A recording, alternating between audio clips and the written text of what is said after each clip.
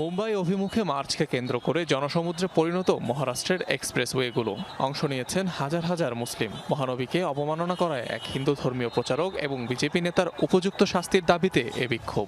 या मुस्लिम धर्मामध्ये स्त्रियांवर जे हत्या घडतात त्याला कारण आहे, अत्याचाराचं हेच कारण आहे की त्यांचे आदर्शच अत्याचारी होते।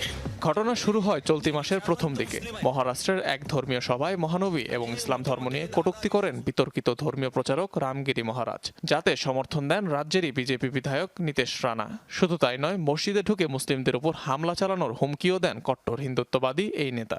हमारे रामगिरी महाराज के खिलाफ अगर कुछ भी मस्ती तुम लोगों ने किसने भी की तो तुम्हारे मस्जिदों के अंदर आके चुन चुन के मारेंगे, इतना ध्यान में रखो।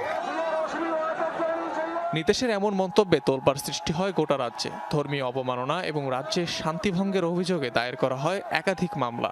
এদিকে বিজেপি নেতার বক্তব্যের জেরে মুম্বাই অভিমুখে মার্চের ডাক দেন এআইএমআইএম নেতা ইমতিয়াজ জলিল। অভিযুক্ত দুজনকে গ্রেফতারের দাবি জানান তিনি।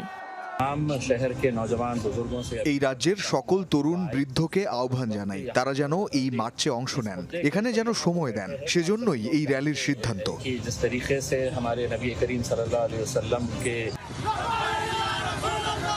সোমবার সকালে মহারাষ্ট্রের আরঙ্গাবাদ থেকে শুরু হয় মুম্বাই অভিমুখে এ যাত্রা।